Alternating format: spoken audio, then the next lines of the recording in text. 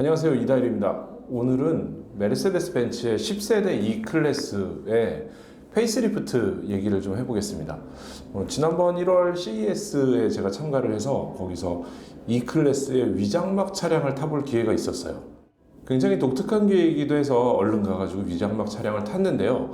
그때 차를 타본 소감을 좀 전해드리려고 합니다. 안녕하세요. 여기는 네바다 라스베가스 근처에서 라스베가스 시내에서 한 20분 정도 차를 타고 왔어요. 바로 뒤에 보이는 벤츠의 E클래스 위장막 차량을 시승하기 위해서 왔습니다. 일단 이 메르세데스 벤츠의 E클래스는 국내에서 가장 많이 팔리는 차 중에 하나예요. 2016년에 출시를 해서 한 3년, 4년 동안 누적 판매 10만 대를 기록했어요. 10만 대가 어느 정도의 숫자냐고 하면은 쌍용 자동차가 1년에 판매하는 게 10만 대예요. 우리나라 수입차 시장이 연간 20몇만 대 정도 되니까 우리나라 전체 수입차 시장의 절반 정도가 10만 대인 거죠. 그걸 4년 만에 팔았으니까 와우. 국제적으로는 중국, 미국 다음에 이어서 우리나라가 많이 팔고 있어요. 시장 규모를 고려하면은 진짜 우리나라의 E클래스 판매는 엄청난 수준인 거죠. 더 놀라운 사실은 2016년에 출시한 제네시스의 G80 모델도 2016, 17, 18, 19 4년 동안 누적 판매 11만 대를 기록했다고 했습니다. 작년 9월에 기록을 했으니까 E클래스보다는 좀 더 빨리 달성한 거긴 한데요. 그래도 국산차 제네시스하고 벤츠의 E클래스하고 거의 비슷한 수준으로 팔렸다는 얘기가 되는 거죠. 이 벤츠의 10세대 E클래스 페이스리프트는 오는 3월에 제네바 모터쇼에서 공개를 합니다. 그리고 여름에 한 6월이나 7월쯤에 기자들과 시승회를 개최하고 그다음에 미디어 런칭을 하고요. 우리나라에는 아마 빠르면 올 연말쯤에 출시를 할 것으로 보입니다. 이 차가 몇 가지 바뀐 주목할 만한 것들이 있는데요. 일단 외부를 살펴볼게요. 외부 디자인을 보면은 지금 보시는 화면처럼 헤드라이트, 리어램프 이런 부분들이 많이 바뀌었어요. 페이스리프트이기 때문에 뭐 차체의 구조나 골격을 바꾸는 그런 변화는 없는데요. 외부 디자인 변경에서는 가장 주목할 만한 것은 램프의 변화예요. 헤드라이트하고 리어램프 모두가 바뀌었는데요. 헤드라이트는 기존에 두 개의 눈이 달린 것 같은 느낌의 헤드라이트를 계속 사용을 했었는데 이 헤드라이트가 하나로 바뀌었다는 거예요. 특히나 주간주행 등이 위로 올라가면서 S클래스의 부분 변경하고도 많이 닮아가는 느낌이고요. 제 생각에는 좀 더 비슷한 거는 CLS의 헤드라이트처럼 비슷하게 닮은 것 같기도 해요. 뒷모습의 변화가 가장 호불호가 갈리는 부분인데요. 뒷모습의 리어램프는 여기까지 이어지도록 바뀌면서 좀 뒷모습이 많이 인상이 바뀔 것으로 예상이 됩니다. 안으로 트렁크 안으로 깊숙하게 파고 들어갑니다. We have also new bumpers, and we have new headlamps. They go to the trunk. 길게 이어지는 라인이 있는데요. 이게 현장에서도 가장 눈에 띄는 점이었고 여기에 위장막 스티커를 더 붙여가지고 잘 보이지 않게 만들어 놓긴 했지만 그래도 확실히 딱 여기에 변화가 있다는 것을 알 수 있었어요. 전체적으로 디자인의 변화는 CLS가 변한 것처럼 그런 비슷한 느낌이에요. 리어램프도 안으로 쏙 파고 들어가고 헤드램프도 주간주행 등을 위로 올리고 이런 변화를 느낄 수 있어요. 옆모습에서는 거의 변화가 없는데 휠 디자인이 5가지 정도 되고요. 외장 색상은 신규로 2가지 정도가 추가된다고 합니다. 사실상 더 큰 폭의 변화는 실내 디자인에서 찾을 수가 있는데요. 가장 먼저 스티어링 휠이 바뀌었어요. 스티어링 휠은 완전히 바뀐 모양인데 모양새는 비슷하지만 지금 이렇게 테이프를 붙여서 마감을 해놨는데 요거는 임시로 해놓은 거고요. 나중에 디자인만 변경될 가능성이 있다고 해요. 스티어링 휠의 버튼들은 개수는 똑같지만 작동하는 방법 이런 것들을 조금 차별화를 해서 예전하고 조금 다른 구성을 해놨어요. 게 아니라 터치로 모든 기능을 컨트롤할 수 있는 것. 그래서 오른쪽을 터치를 하시면 그거는 저 화면에 보이는 저기 나오는 걸 기능을 운전자가 컨트롤하게 되고요. 왼쪽에 있는 거 이제 원하는 거 터치하시게 되면 저 앞에 보이는 저 계기판이라고 부르는 한국말로 저거를 이제 운전자가 컨트롤하실 수 있게 됩니다. 가장 주목할 만한 거는 이 스티어링 휠에 크루즈 컨트롤을 위한 기능이 추가됐다는 거예요. 크루즈 컨트롤 하다 보면은 핸들을 이렇게 움직이지 않고 손을 떼고 있으면은 빨리 핸들에 손을 대세요 이렇게 경고가 나오잖아요. 그 기능을 지원하기 위해서 모든 핸들의 여러 부분에 손만 대면, 그러니까 피부가 터치만 되면은 사람이 손으로 잡고 있구나라고 인식할 수 있게 만들었다고 합니다. 그러니까 꼭 붙잡고 흔들지 않아도 이거를 이렇게 살짝 얹어서 손만 대는 정도로도 스마트 크루즈 컨트롤을 작동하는데 지장이 없다는 거예요.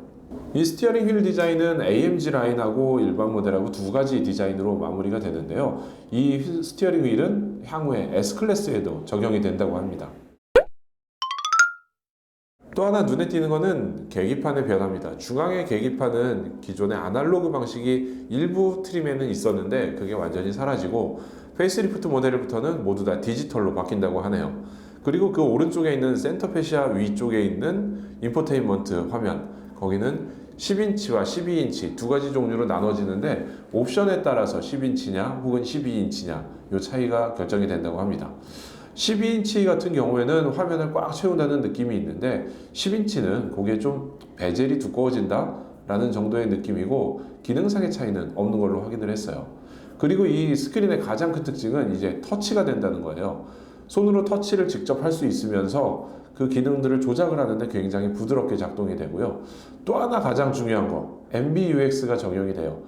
is that MBUX is powered by artificial intelligence, meaning that the more you interact with it, the more it learns about you personally. MBUX는 2018년에 벤츠가 CES에서 제일 먼저 발표했던 기술인데요. 일종의 아이폰에 있는 시리 같은 거를 생각하면 될 것 같아요.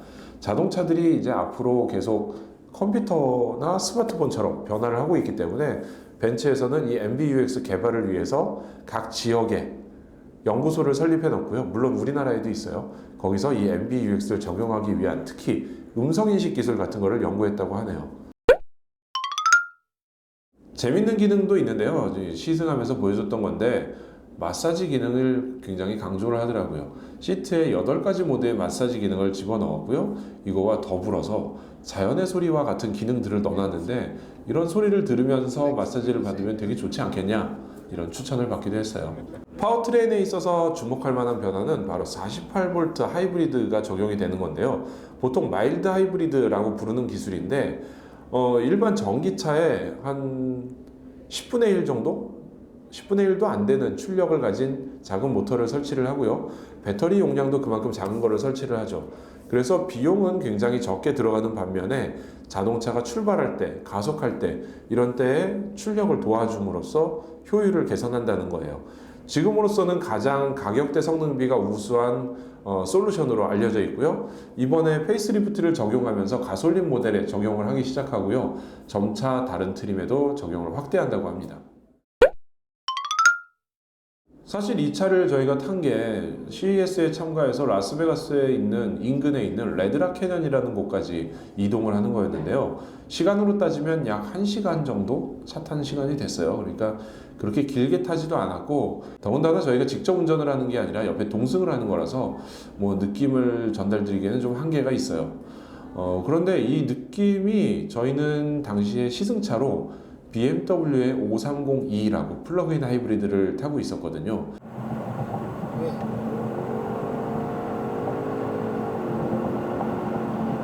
조금 더 LA에서부터 라스베가스까지 타고 갔으니까 편도로 한 6시간 거리, 5시간 정도 넘는 거리를 운전했으니까 꽤 많이 달린 거죠. 그랬는데 이 두 차, 벤츠의 E300e라는 플러그인 하이브리드와 비교를 해보니까 BMW는 확실히 뭔가 잘 나가고 단단하고 스포츠 드라이빙에 좀 더 포커스가 돼 있는 것 같아요. 벤츠는 반면에 좀 더 안락하고 편안하고 부드럽고 이런 거에 포커스를 둬서 두 대의 차가 좀 굉장히 다른 성향을 보여주는 것 같아요. 뭐 물론 말씀드렸지만 벤츠는 제가 직접 운전을 하지 않아서 정확히 느낀 점이 아닐 수도 있어요. 저는 그 짧은 1시간 동안 파워트레인 2개를 타봤는데요. 하나는 아까 말씀드렸던 가솔린 모델이에요.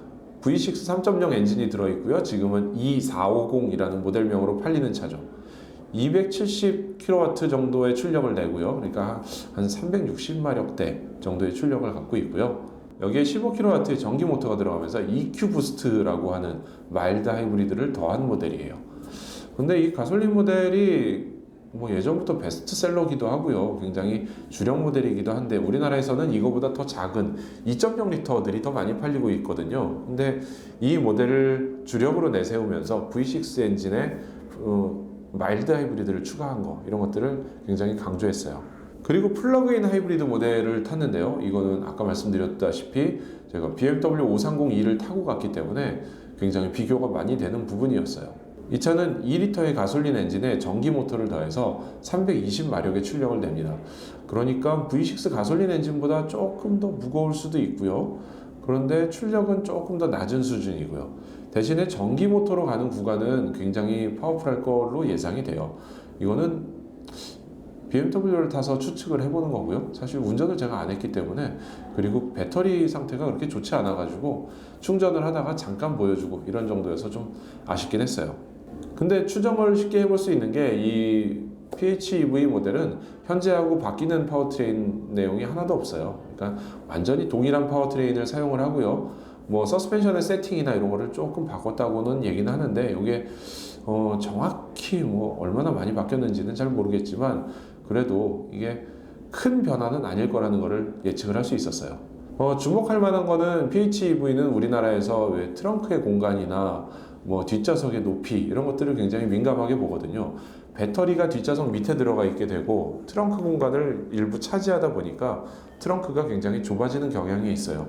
이거는 BMW나 벤츠나 모두 동일하게 트렁크가 좁아지는 경향이 있고요. 플러그인 하이브리드가 거기까지는 한계인 것 같아요. 제가 같이 동승을 했던 벤츠의 수석 개발자분한테 여쭤봤는데요. 왜 이렇게 한계가 있느냐라고 했더니 현행 E클래스에서는 플러그인 하이브리드에 이 정도까지 한계가 있을 수밖에 없다. 이거를 개선하려면은 플랫폼을 바꿔야 되고 샤시를 바꿔야 된다. 이런 얘기를 하더라고요.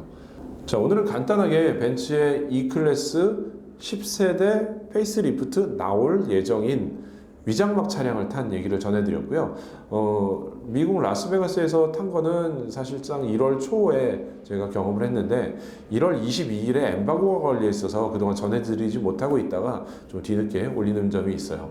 1월 22일 날 벤츠는 이 차의 위장막 사진을 공개했죠. 바로 그 사진을 찍은 장소에서 저희가 시승을 했었고요. 바로 그 차와 그 사람들하고 만났던 거예요. 벤츠가 이렇게 위장막을 가지고 마케팅하는 게 그렇게 뭐 흔한 일은 아닌데 사실상 위장막이라고 계속 온라인에 공개가 되긴 했었죠. 이번에는 아예 기자들을 초청해서 위장막을 태워주고 리뷰도 하게 해줬으니까 되게 재밌는 마케팅을 시작하는 것 같아요. 그리고 그만큼 한국 시장이 중요하다고 생각하는 것 같은 느낌을 받았습니다. 자, 지금까지 오토캐스트 이다일입니다. So, and under the bonnet we have some new drivetrains, some new engines. Yeah. Here in this car is the new 6-cylinder in-row gasoline engine. It has about 270 kilowatt and additional integrated starter generator with 15 kilowatt electric power. So we can use it for boosting. If you are in the acceleration, you can the electric machine will boost. We can also use it for some eco functions.